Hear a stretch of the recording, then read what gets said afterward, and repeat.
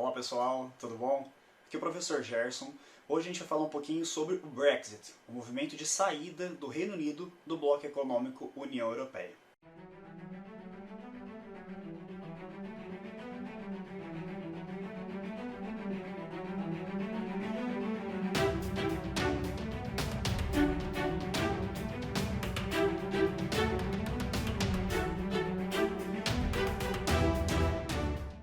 Só que antes de falar do Brexit em si, eu gostaria de fazer uma recapitulação do movimento de formação do Bloco Econômico União Europeia. O processo histórico que está inserido a formação do Bloco Econômico União Europeia está no contexto de pós-Segunda Guerra Mundial, em que os países europeus destruídos pela Segunda Guerra Mundial começam a tomar uma postura um pouco diferente da até então dos países europeus estavam tomando ao redor do mundo. Os países europeus, principalmente três deles, Bélgica, Holanda e Luxemburgo, pensam que as suas diferenças econômicas não estavam levando a lugares muito desejados. As diferenças econômicas que os países europeus deixavam prevalecer nas questões políticas e econômicas levaram a duas grandes guerras mundiais. Então, por que não tomar uma postura um pouco diferente agora no pós-Segunda Guerra? Pensando então numa postura diferente, pensando numa reconstrução do pós-guerra, realmente países como Bélgica, Holanda e Luxemburgo resolvem se juntar economicamente, fazer parcerias econômicas para se reconstruir do pós-Segunda Guerra Mundial. Sendo assim, forma-se um grupo chamado de Benelux, composto por Bélgica, Holanda e Luxemburgo, que tinha o objetivo de se reconstruir de maneira mais rápida, mais eficaz do pós-Segunda Guerra Mundial. Esse movimento surge no ano de 1944. Esses três países já estavam pensando um pouco nessa reconstrução, o quanto seria difícil se reconstruir dos prejuízos da Segunda Guerra Mundial. Os anos se passaram, um pouco mais à frente, em 1952, mais países aderiram a esse conjunto, formando então o SECA, a Comunidade Europeia do Carvão e do Aço, em que o próprio nome já responde. Comunidade Europeia do Carvão e do Aço mostrava os produtos que eram mais trocados entre os países que estavam se reconstruindo do pós-guerra. Carvão e aço que são essenciais para a reconstrução de infraestruturas para os países destruídos da Segunda Guerra Mundial. Passam-se os anos, mais países vão aderindo a esse conjunto de países pensando em reconstrução do pós-guerra, e em 1957 a gente tem a origem do Mercado Comum Europeu, formando então a CEE, a Comunidade Econômica Europeia. E é a partir daí que a gente começa a falar sobre o Reino Unido. No ano de 1973, o Reino Unido, enfim, entra no Bloco Econômico União Europeia. Só que esse processo não foi uma tarefa fácil. Charles de Gaulle, primeiro-ministro da França, já havia vetado 2 vezes a adesão do Reino Unido a esse bloco. Após a renúncia de Gaulle no poder da França, é que o Reino Unido tenta uma terceira vez entrar e ele é aceito para fazer parte da Comunidade Econômica Europeia. Desde então, para muitos europeus, a Inglaterra nunca de fato vestiu a camisa do bloco econômico. Ela nunca aceitou todas as regras, as leis compostas nesse bloco econômico. 2 grandes exemplos são o espaço Schengen, em que a Inglaterra nunca aceitou fazer parte desse espaço, que pregava livre circulação de pessoas dentro desses países que compunham o bloco econômico, e a moeda única, que é o euro. Desde sempre a Inglaterra deixou claro que iria continuar usando a sua moeda, que era a libra esterlina. Anos foram se passando, e em 1992, com o Tratado de Maastricht, é instituído então um bloco econômico composto por um mercado comum e uma moeda única, formando-se assim o que a gente conhece hoje como a União Europeia. Mas enfim, e o Brexit? Quando que surge essa ideia? Quando que ela começa realmente a ganhar força na voz dos britânicos? Muitas pessoas associam a uma crise que aconteceu em 2008, a crise do subprime dos Estados Unidos. A crise que realmente abalou a economia americana e mundialmente anos depois. O que em 2008 realmente atingiu os Estados Unidos da América, 2 anos depois, em 2010, isso foi sentido com muita força dentro da Europa. Países com economia mais fracas, como Grécia, Portugal, Itália, Irlanda, Espanha, formou-se até uma sigla pejorativa, os PIGs, os porcos da Europa que não conseguiam pagar as suas dívidas, realmente sentiram em muito a crise de 2008. E se tem uma coisa que vocês têm que ter em mente, é que isso serve para todos os países, que quando a economia está boa, está satisfatória para a população, muitos países não se preocupam com certas questões, como questões políticas, em que um momento de crise econômica, essas questões ganham força. E é aqui que a gente tem que pensar no Reino Unido como um todo. Nesse momento de crise econômica, Algumas ideias separatistas em relação ao bloco econômico União Europeia, em relação aos países que sofreram muito a crise de 2008, começam a aparecer na cabeça dos britânicos.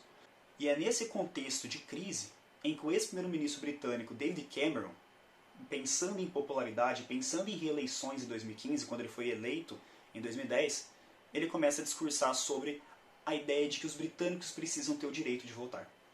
A ideia separatista precisa ser levada de maneira democrática para a população britânica como um todo.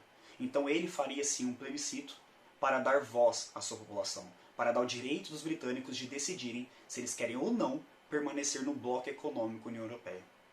Então a gente tem que pensar nesse momento, o momento de crise econômica, o quanto a população começa a discursar sobre questões que até então, anos atrás, não eram pensadas. E é nesse contexto em que David Cameron pensa em reeleições, deixando o povo decidir se fica ou não no bloco econômico União Europeia. Então o ex-primeiro-ministro do Reino Unido, David Cameron, entrega esse poder de decisão na mão dos britânicos. Mas ele tinha deixado bem claro desde o começo que ele era contra a saída do Reino Unido do bloco econômico União Europeia. E que, se a população votasse pela saída, ele iria renunciar do poder. Mas antes de discutirmos o resultado das eleições, temos que pensar um pouco sobre o que motivou as pessoas a votarem pela saída ou pela permanência no bloco econômico União Europeia. Por isso, os que defendiam a saída do bloco econômico pensavam primeiro que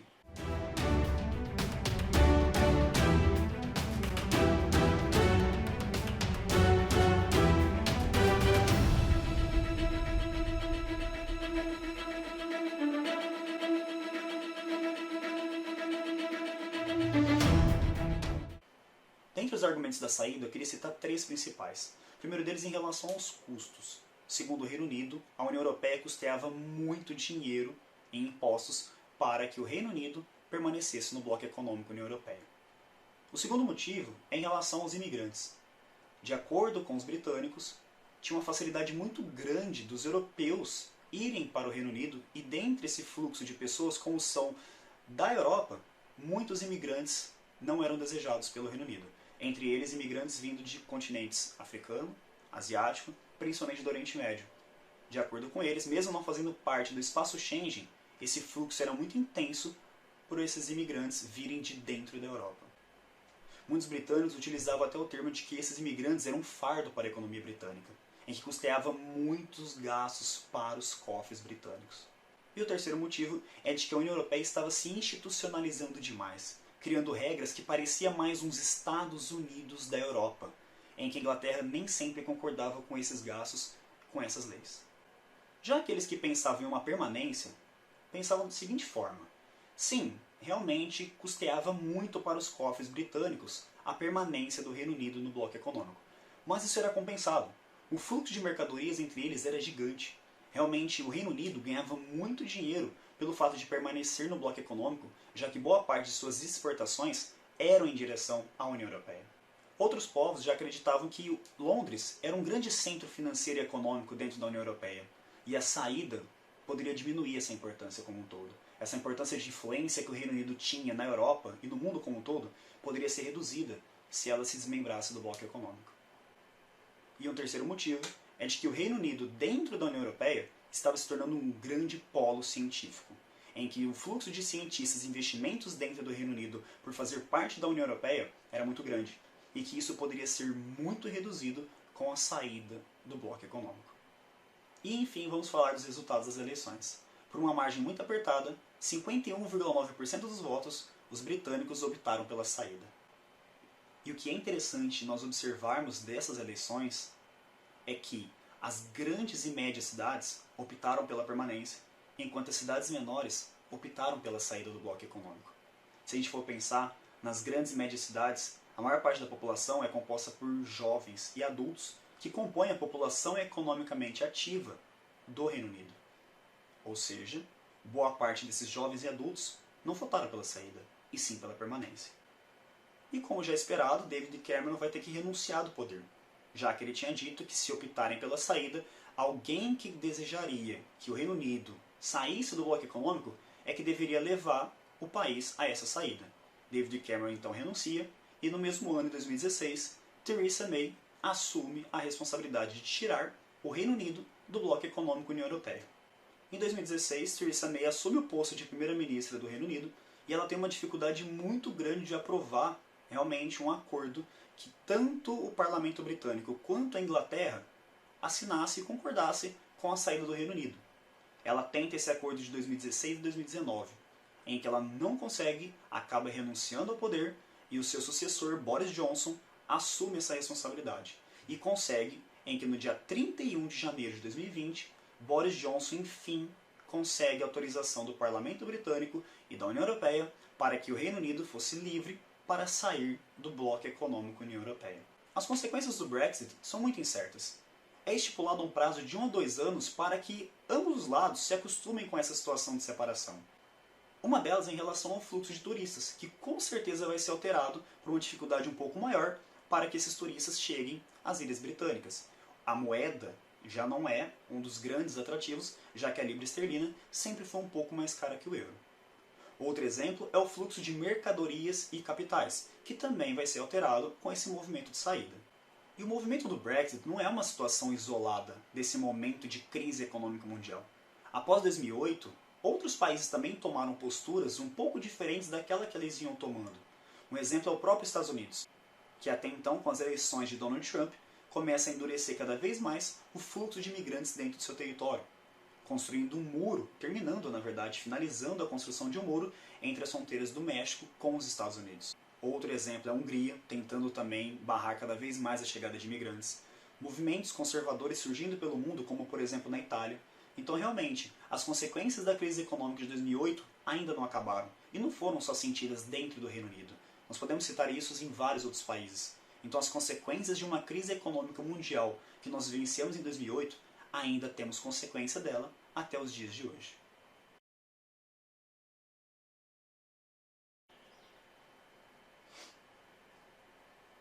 A União Europeia estava custeando muito dinheiro para os cofres britânicos.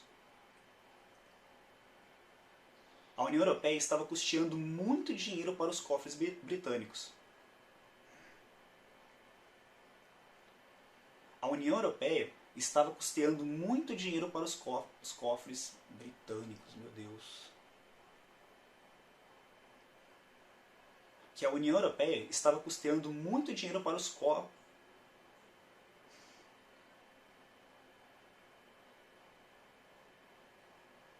que a União Europeia estava custeando muito dinheiro para o Reino Unido.